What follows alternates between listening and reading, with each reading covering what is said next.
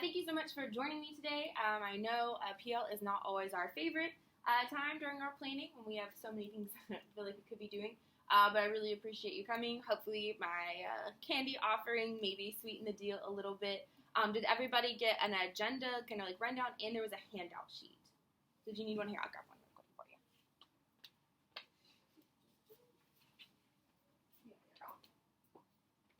All right. So this is my second session of sourcing. So I have 4 total sessions I'll be giving. So the first session was called sourcing, the what and the why, and this one I called it sourcing, the how and the when. Just very creative titles. But the first one we talked about what sourcing really is and why it's important to incorporate it. And then for the second one, we're going to be talking about how to incorporate sourcing more and actually when to try and push it in. So these are kind of scaffolding sessions that appeal mostly just to social studies teachers, social studies department for the first 2, and the second 2 will kind of be more open-ended, but it kind of scaffolds for online civic reasoning. So sourcing basically documents, mostly historical documents, and then we'll work our way to online civic reasoning, which kind of includes like news and social media and just general media sources and learning how to basically assess what is reliable and what isn't. So as a recap from last session, if you weren't able to attend, we talked about what sourcing is. So it's a historical thinking skill that's going to allow for deeper analysis of the document, and then of course rigorous instruction, and it's a rigorous activity, which is something, kind of a buzzword right now, especially now that we are on that state monitored list. So it just kind of gives a deeper level of analysis and having the kids think deeper instead of just taking what we give them at face value and being like, oh, this is true, great. So the goal of sourcing a document is for students to be able to determine how the person writing, sharing, talking is impacting the information of the document. So I always use the question, why did they say that then? So why are they even writing or saying what they're saying, and especially then as in like immediate circumstances or then the historical context. So we use several different guides for the last time for how to have your students analyze documents. My particular favorite is the happy chart because it allows for historical context, audience, purpose, point of view, and then of course the why is this significant. We also went through the Stopestone and the iRead frameworks as well. So again, those are posted on our Office 365 group under, I think it's like DPG sourcing sessions.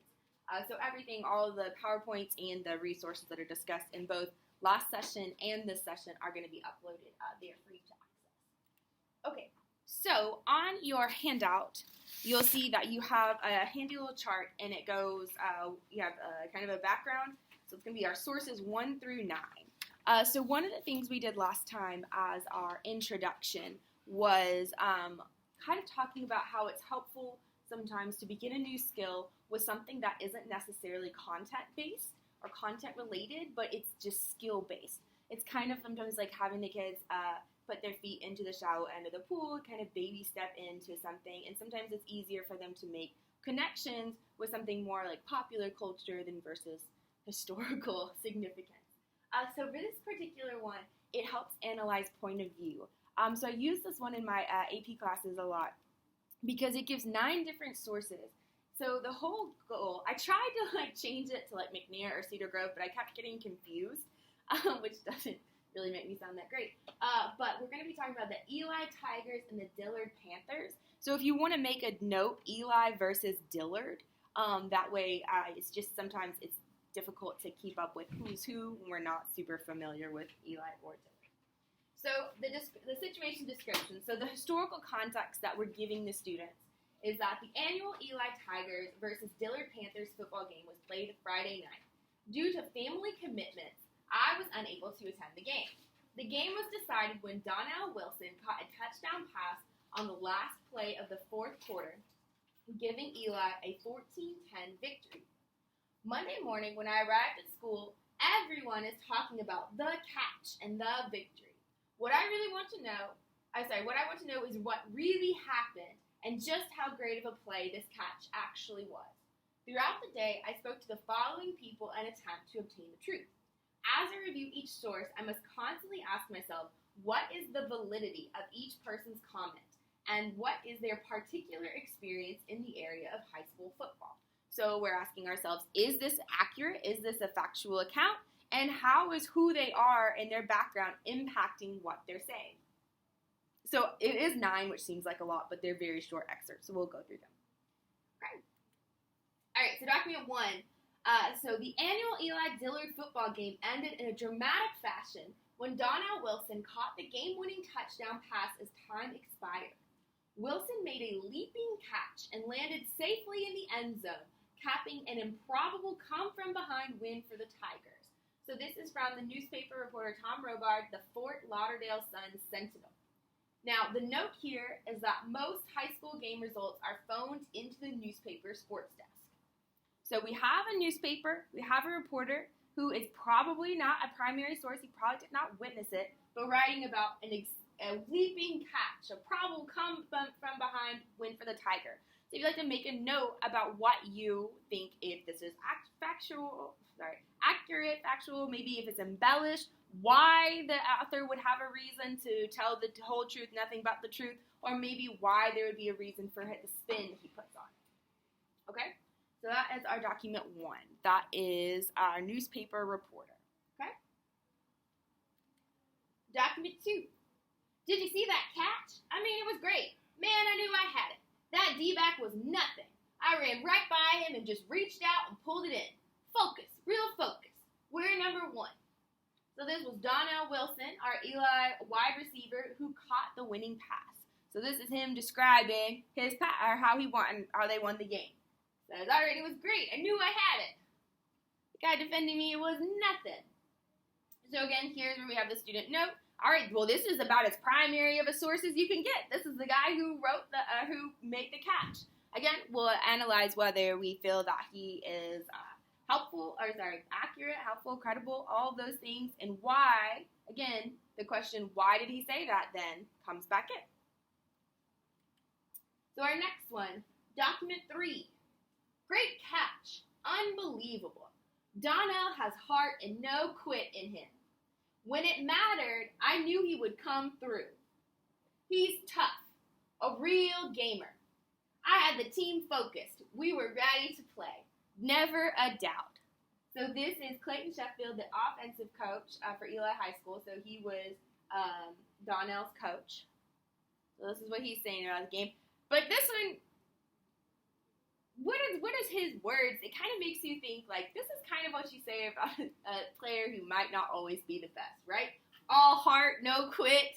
Oh, I knew he would come through when it mattered. Maybe Donnell's not always coming through, right?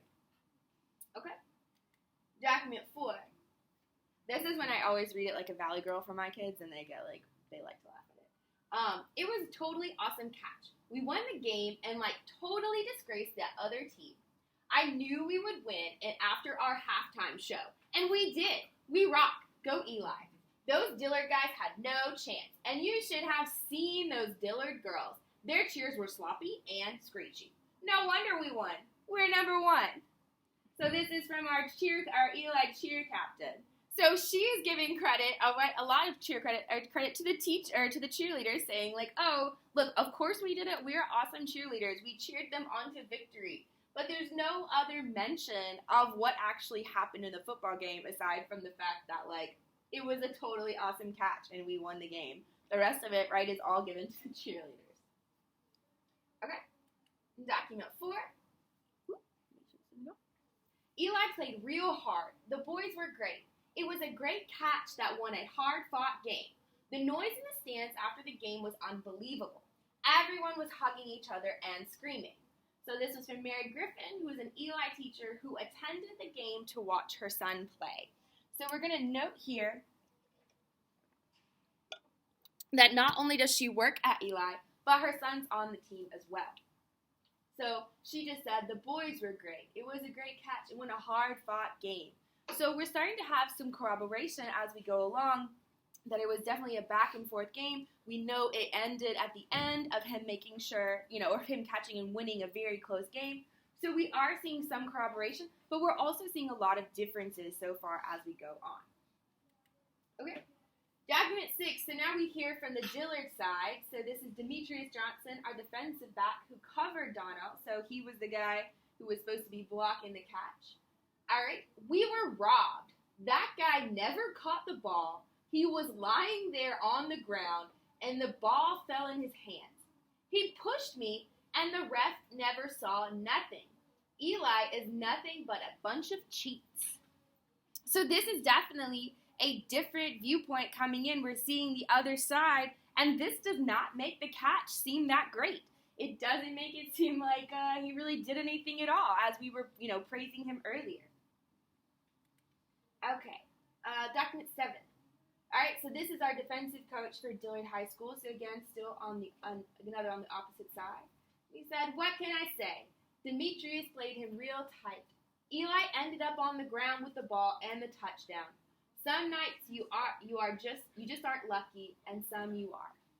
So we have so we've heard all these things. Oh, Donnell made this amazing catch. Oh, he's so great. Oh, he has a lot of heart. Oh, his come from behind story. Then we hear, oh no, that boy just got lucky. He fell on the ground and caught the ball, and he wasn't anything. And then this guy, the other coach, is definitely attributing it to luck as well. All right. So document 8, this is from a football referee. So this is an excerpt from his game report to the Florida High School Activities Association. So the only thing it says, it was a clean and simple catch, resulting in a touchdown. No penalty was involved. So number 1, we have the idea that the referee is having to make a report in the first place. So maybe there was some kind of discrepancy. Thank you, Dave. Discrepancy about whether it really how it should be scored. We hear from the Eli side, oh, it was a great touch. Oh, we're hands down the best. And then the other side being like, oh no, you're lucky. And this one just saying like, it was a catch. It was a touchdown. That's all you need to know. Then our last document is from an assistant football coach from the University of Nebraska. He's scouting at this game. And it says, number 83, Donnell Wilson, senior. Position, wide receiver. Height, 5'6". Weight, 155. Comment, has poor hands and only average speed. So when we come back through and we talk about what really happened at this game, we have conflicting evidence and we have things that kind of go back and forth. So it allows the students to actually analyze, okay, how does this different point of view, who do we rank as the most truthful, as the one who has basically no skin in the game that's going to be giving a pretty true statement? Who do we think is the most biased? Why do we think that they have an agenda? And then eventually asking them what truly happened at this game. Okay, we know Eli won. We know a catch was made, but it seems like maybe it was lucky and this was not the best player around and he just had a kind of a shining moment. After that, we also have I have some other activities. So again, a lot of times I do find it is useful to go in from a non-contact approach so that they can kind of get the feeling with something that's a little bit more familiar and understand how to do it. I know there is like an ice cream DBQ where they have to like write about their favorite flavors and explain why it's their favorite flavors by citing like evidence and stuff. I like to also use the breakup DBQ. My kids got way into it. There was like some weird like almost like fan fiction theories going on about, well, they said this, but what if they meant this, and what about this? And they loved that their some of the documents were text messages because they were just like, oh, receipts. Like, they got very into it. So that was really fun. And then, which we're going to talk about in just a moment, is another Stanford History Education Group activity, but they also have some some skill building activities on their website. So once you join, so we went over this last session about how to join SHEG and how to access all their stuff. So under the Reading Like a Historian tab, you can choose U.S. history or world history or just intro materials. And so one of the activities is called Lunchroom Fight, and it's kind of similar to the football point of view that we just did. They're trying to figure out who started the fight, who was involved in the fight, and you get like different sides of the story, and you're trying to work through because that's definitely a much more engaging way to get students into like a DBQ of acting like they're a detective or they're trying to figure out what actually happened. versus just like, writing an essay, because we know that's not their favorite thing ever. Was it effective? Did you like using it? Yeah. Every year since I've used it, because the kids get to arguing about, no, that's not what happened, and they're recounting, and then they're saying, well, why is that person more reliable? Like, they're saying it out loud, these things, and then I point out that, y'all are thinking like this student. Yeah, it is fun. Like, they get and that's one of the, like, it's kind of almost like a hook exercise where it gets their attention and they kind of are like, no, like, the point of view, or on the breakup one, they were like team, I think it's Asher and Katie or something. It was like Team Asher and Team Katie were like going at it, and they're like, no, you can't believe anything Asher says because look at this, and da-da-da-da. So they got really into it, and the point of view with the football one, I never had quite as many boys in AP, and this was like the time when the boys were definitely the most vocal, and they're like, no, like listen to this, like this coach this, or whatever. But it is interesting. Do you have an opinion on who would have been the most reliable narrator from the point of view football? I'm just curious to see if it lines up. Football. Yeah, like who do you think the most reliable source was? The university. That's what we always come down to. We're like, all right, this coach, he wants him to be good. He'd love to scout him, but he just says he has poor hands. There's nothing you can do about that when that's coming down. My kids always come back to, which is fair, that the two most neutral, the referee and the Mark Burton, the defensive. Yeah, and so they always come back to like, okay, well, they're not on either side. They're saying what it is. But it is interesting, especially with the newspaper, the very first source. In the beginning, they really want to trust that source.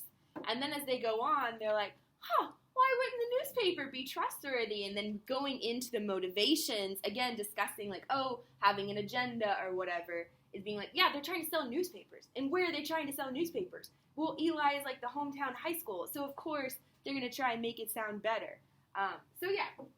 Just activities. I'm glad you used lunchroom fight. I've used it before. I kind of segued into, I try to like pepper them in because they are fun activities. They are like hooks. It's my very first assignment. Yeah. It's awesome. And I chose this topic specifically because I felt like it was one of my weaknesses. So trying to scaffold more in is super helpful to have, again, it's just nice sometimes for them to have non-content information to get involved. And a lot of times that will help kind of rope some of the lower performing students who maybe wouldn't speak.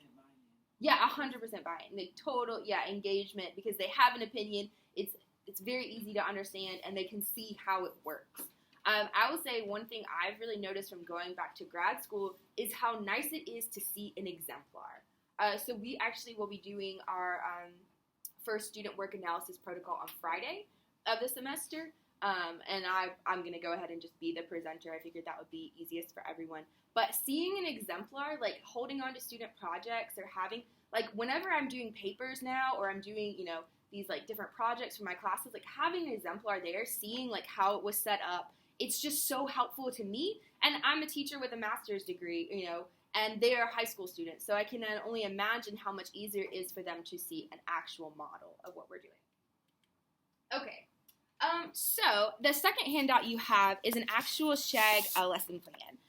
So I chose for this one, I tried to condense paper as much as I could, so it doesn't actually have the title page on there, but this is about the middle passage. Yeah, this one, I chose this one, so every SHAG activity has sourcing questions, has close reading questions.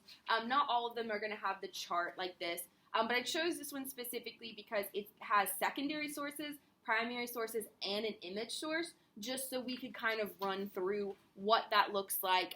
This is definitely going to be more of a full class period assignment. A lot of times SHAG you can do like a half period, but having the chart as well, and then this is gonna, and then the final claim is definitely a 90-minute or more if you're trying to use it in a lower level class, and definitely AP we can get it done in one class period.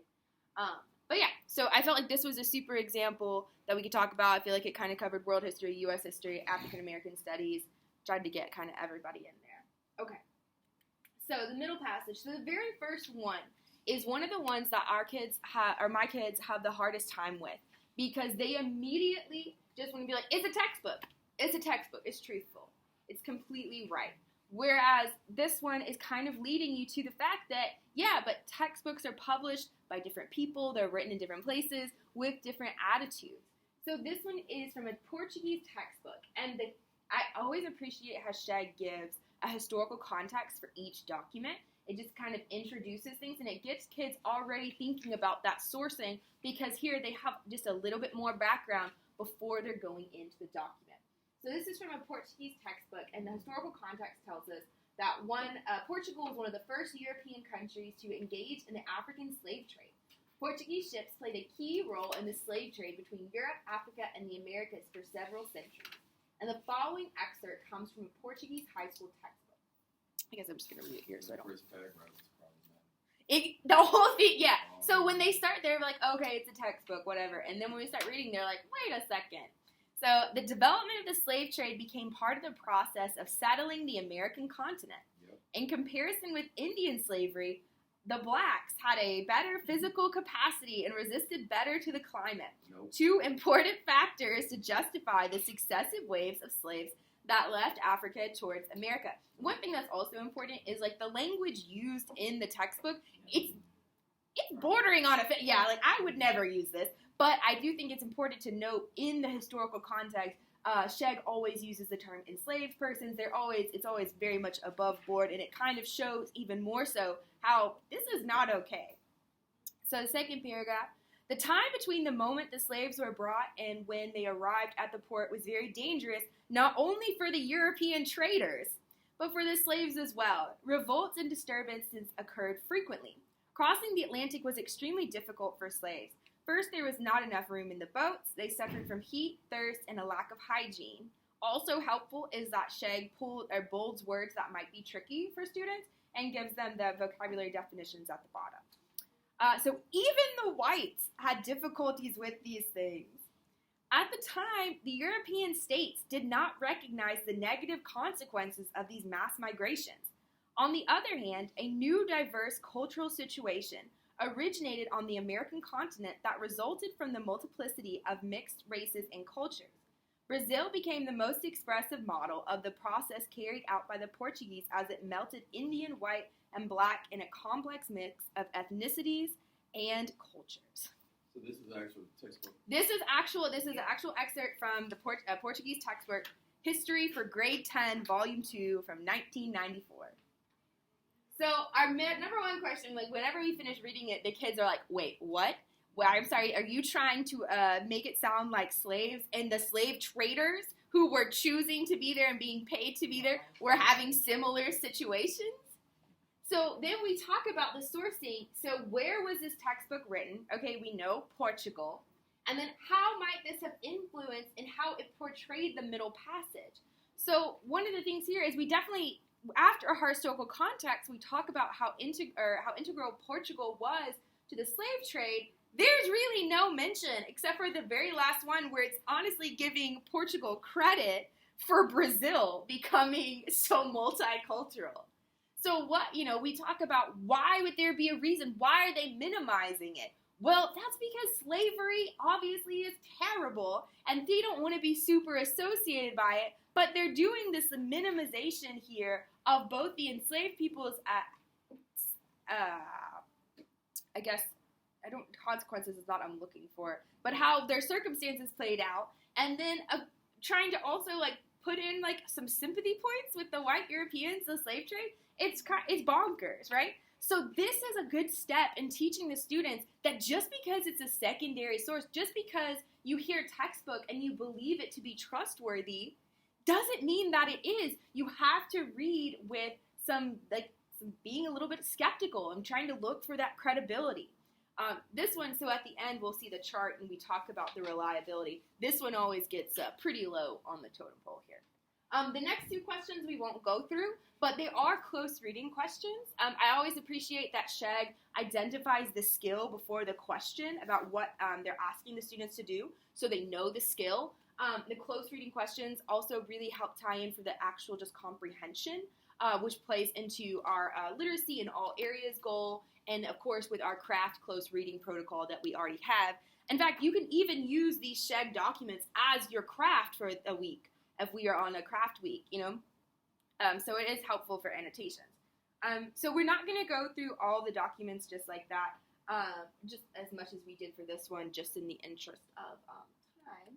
But our next document is from a slave ship captain. So it gives us the context that Captain Thomas Phillips transported slaves from Africa to Barbados on the ship Hannibal in 1693. The ship left the African island of Sao Tome on August 25th and arrived in Barbados on November the 4th. The Royal African Company of London funded the trip.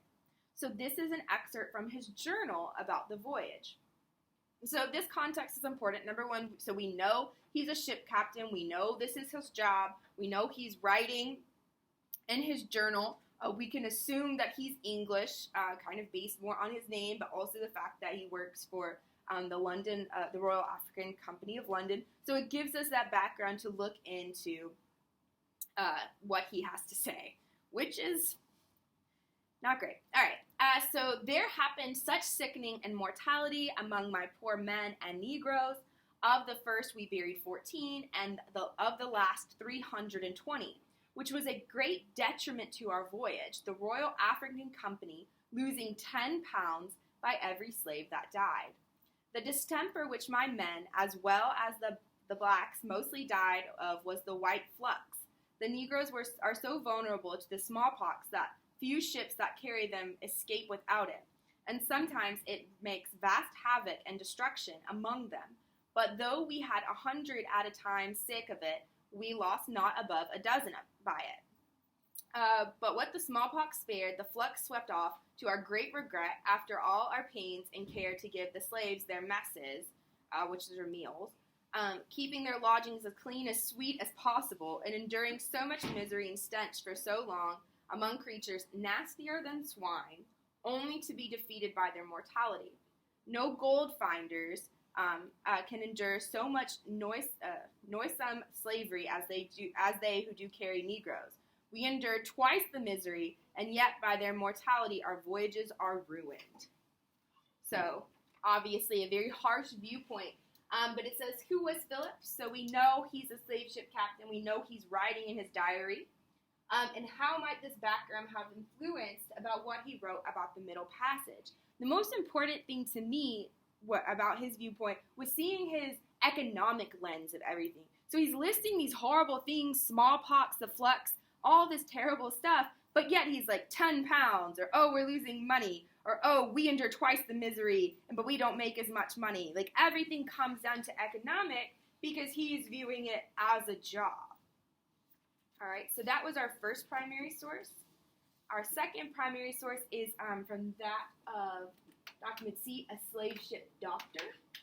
So we have a different viewpoint. So also, it's important to note, Thomas Phillips, he was sailing in the 1690s, and then the slave ship doctor here, Alexander Falconbridge, is going to serve in the 1780s. So he served as a doctor or the surgeon on the British slave ships in the 1780s. And then he wrote a book, an account of the slave trade on the coast of Africa about his experiences. The book became popular among abolitionists, and he later worked with the Anti-Slavery Society. And these are excerpts from his book. So when we're comparing it directly to our primary source, document B, we know, number one, he's writing in his journal, but he's a slave ship captain, and he's working as a job to transport slavery, so he obviously doesn't have any personal qualms about it. And then we go into document C, which is 80, 90 years later, and we have we have a doctor who later is going to work in abolition. We know we're getting into two very different documents. So again, it is important to highlight this context before we get into the document for the students, and that's one of the reasons SHEG activities are so good for like scaffolding and building these skills up. So our next document, so Dr. Falconbridge says, the men Negroes, on being brought aboard the ship, are immediately fastened together 2 by 2 by handcuffs on their wrists and by irons riveted on their legs. They are then set down between the docks. They are frequently stowed so close they can only lie on their sides. And each of the apartments are placed 3 or 4 buckets for human waste. It often happens that those who are placed at a distance from the buckets tumble over their companions because they are shackled. In this distressed situation, they give up and relieve themselves as they lie. Their food is served up to them in tubs about the size of a small water bucket. They are placed around these tubs in companies of 10. If Negroes refuse to take sustenance, I have seen coals of fire, glowing hot, put on a shovel, and placed so near their lips as to scorch and burn them. The hardships and inconveniences suffered by the Negroes during the passage are hard to describe. The exclusion of the fresh air is among the least tolerable. The floor of their rooms were so covered with blood and mucus because of the flux that it resembled a slaughterhouse. It is not in the power of the human imagination to picture itself a situation more dreadful or disgusting. The surgeons employed in the Guinea trade, which is what they often refer to as the slave trade, are generally driven to engage in so disagreeable a job by their financial situations. So, first we have our sourcing question. So, who is he? We know he's a doctor. We know he eventually will go to work with the abolition movement. And how might this have influenced? Well, it's very obvious that he takes pity and he has sympathy for what they're going through, while he is still obviously working for the slave traders. And it says that he worked for him during the 1780s, which I thought was an interesting point, when then his last thing it says, only doctors who are doing this is because they're broke, right? They have no other option because it's so horrible. So I do kind of find it interesting that it would say he worked there during the 1780s, so multiple trips, multiple voyages doing this horrible work. Maybe some of that is like the hope to help as he went on to work with the abolitionist movement, or his horrible experiences helped move him to the abolition movement. Okay, our almost last document, our first image source is the slave ship diagram. So again, this goes into how the fact that using images for our sourcing, using it for visual literacy is still rigorous, even though it doesn't require all the reading. The students still have to look and analyze. They still have to think deeply about what they're looking at. So this is a slave ship diagram, and this is part of the diagram depicting the British slave ship Brooks after the passage of the Regulated Slave Trade Act of 1788. This law, which sought to improve conditions on slave ships, was passed in response to rising opposition to the slave trade in England. This document depicts how many slaves could be placed on the ship, with 6 foot by 1 foot 4 inches allowed for each man, 5 foot 10 inches and 1 foot by 4 inches allowed for each woman, and 5 foot by 1 foot 2 inches allowed for each boy.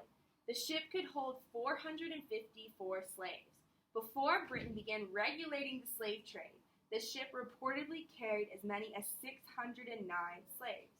So our question for this is only one sourcing question, and it is, why was this document even produced? Why does it exist?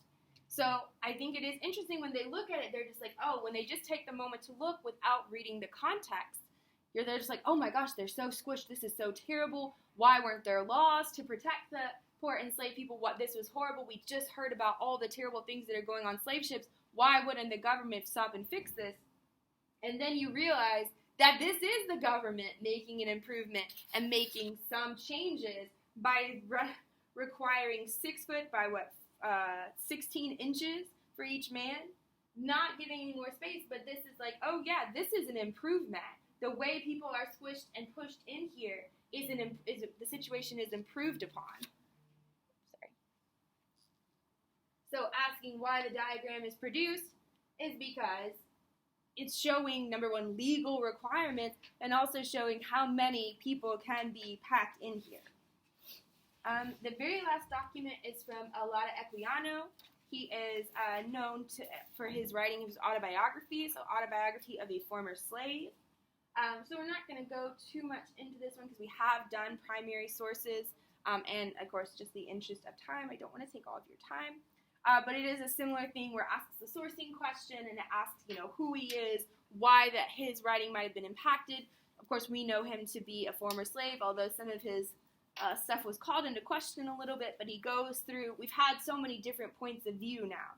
We've had the Portuguese textbook, right? So 1994, before most of our students were born, but more of a kind of I don't know, professional is really not what the word I'm looking for, but a textbook that's supposed to be based upon fact, is supposed to give information more so than like a side or an agenda, but it definitely does. Then we have our slave ship captain who views everything economically, right? And he views horrible things. Then we have our slave ship doctor who eventually is going to go work in the abolition movement. Then we have Alado Equiano who is going to give his account of slavery and how he was treated. And so then the students for this chart would go through and analyze, number one, the close reading questions that they were asked as they went. So basic comprehension, so we're working up that comprehension as we go, so that they understand what the document actually is saying or what it's about. And then corroboration, that really important word of can you back this up? What else is telling us the truth? Because part of the thing they're going to call into question here is that we have three primary sources that are all saying pretty different things, in addition to a secondary source. So the corroboration we need is from other sources. Do any of these other sources back them up? Well, we know, like specifically, one of the easy ones to pick out is both the ship doctor and the ship captain talk about horrible health and hygiene situations, right? So we have things where they can make connections between, and then also at the very end, assess the reliability of each of the documents and kind of rate which one is going to be the most truthful, which one do they think is going to have the most credibility if they were to just say, okay, this is what I believe. Then the thing I like the most, and which is easy to use as a closing with the SHEG activities, is the final claim. And the final claim has them create an evidence-based argument based on the sources. So the evidence that they have here is what they're using to draw their conclusion. So the final question says, which of these documents do you believe is the most reliable source of information about the Middle Passage? Select no more than two and explain your selection using evidence from the graphic organizers, so from their chart, and from the questions that they answered. So I require a minimum of about five sentences. They usually have to write more so that they can actually cite their documents, which of course is great practice for research papers and for DBQ essays, but also the fact that they have to choose. They don't just get to say, well, I don't really believe any of these because of this, this, and this. They have to say, okay, which one is the most reliable? Not do you believe it 100%, but which one do you find to be the most trustworthy? So again, the SHEG activity, this was a nice one that had kind of everything. Most of them are not all this long. This one is definitely a longer one. A lot of times you can find some with just one or two documents, or sometimes, there is no final claim or there's no chart. You can just kind of click through and see what would work best for you. But I think that was a pretty easy or a pretty helpful one to go through what the skills are and what the expectations are for those activities. Okay, our next one, so we did talk about images, but I want to also talk about maps, as that's something that also permeates into all of our content areas, and of course a visual literacy skill. So I'm going to show three different maps, all created with, they're all chloroplasts, but they are all created with the same data set. It's just they've used the data scale differently. So the first one, so it shows us the percent of persons who are Hispanic or Latino in Florida by county, and the source is the census from the year 2000. So we can see our percentages, the darker means the more people of Hispanic heritage live there. So our highest rating here is 35.7% to 57%. So that's our darkest green, that's the highest levels for each one. Now, again, all three maps use the exact same data. Then, here is our same data. Oops, sorry. Our same data, but our scale, our data classes are different. So now, our darkest green is only 46 to 57%, whereas our lighter weight, 37 to 46, and so it's still a fairly even scale, but it changes the criteria so much that this just looks like a completely different data set. Okay, and then our very last one, same data set. Of course, the darker red means the most, but they've changed our last data class from 9.5% to 57. So even though they have the exact same data, the different choices for classes in each map make the number of Hispanic people appear vastly different. So in AP Human, I know Ms. Davis and I have talked about talking about map bias. Okay, so just like we do for documents or just like we do for images, you can do the same thing for maps, especially chloroplasts, being like, okay, well, what are you trying to show me here? One of the first free response questions I used for Unit 1 of AP Human compares a choropleth map with just the colors to a graduated symbol map, and discussing how it's easier to read, or why they chose this data, or why they chose to give a cartogram or any different type of map to show the same data, or to maybe distort it and make it look more or less, and why the map maker might do that. All right. Okay. So we talked about we've talked about what it is, why it is, how, how to use it, and now this is when. So I know that we cannot all insert sourcing into our activities every single day. It's just not feasible. You have so much content to get through. You have other skills you're trying to do, but you can pepper it in just with questioning.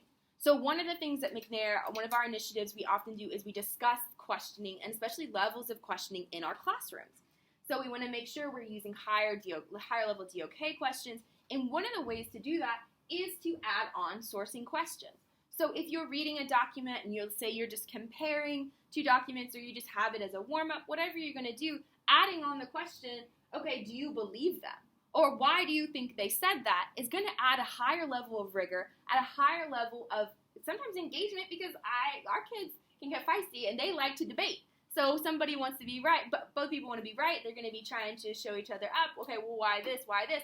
So having those scaffolded activities, or the football point of view activity, being able to understand how to analyze those things from the happy chart, right, are going to allow them to ask the questions. Or even if they don't, just asking, do you believe this person? Do you believe what they wrote? Why or why not? Is helping them. They say, okay, no, I don't believe them. Okay, well, why not? And again, you're like tricking them into sourcing.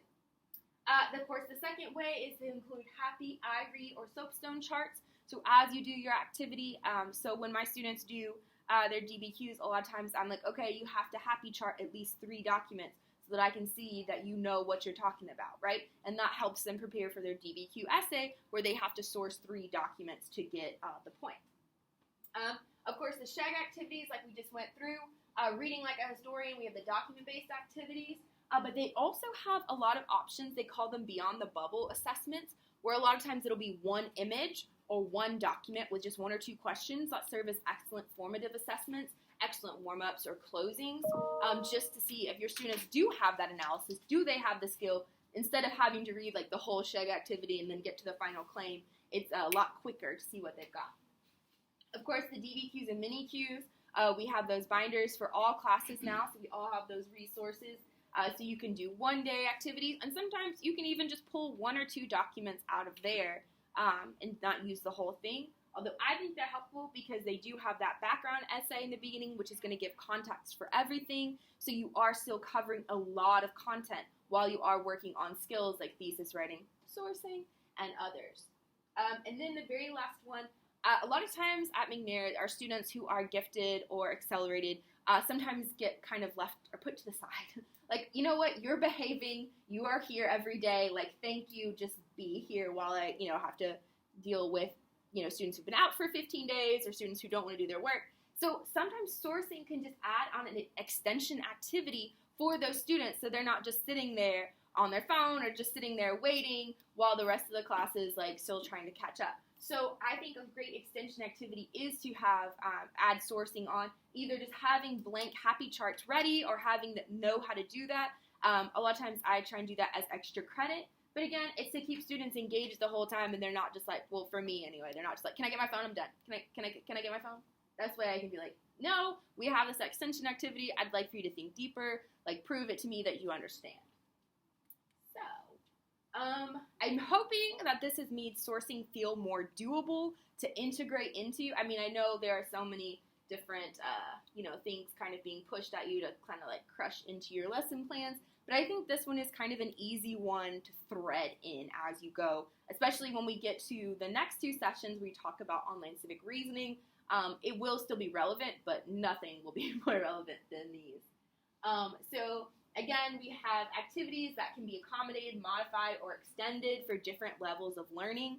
I think as a lot of our co-taught teachers, you can pull some things and realize, like, okay, maybe we'll focus on just the sourcing questions, writing them out and discussing close reading or working together in groups. or maybe, minimizing the amount of documents we use, things like that. And then, of course, the extension idea for our students who are moving faster or above and giving them that extra level of sourcing. At this time, I don't know if anybody has any source or anything you want to share. I know a lot of you probably would like to go make your copies. Okay. So if you don't mind, okay, so again, the helpful resources, Stanford History Education Group, we have the DBQ project, Active Classroom we went over last time, especially highlighting the Debating the Documents or Historian's Apprentice series.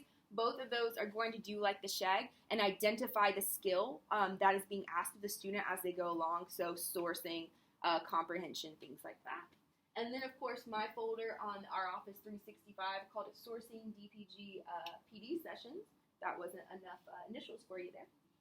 And then if you don't mind filling in my feedback and making sure that you sign in on the sign-in sheet, I appreciate your time. Thank you so much.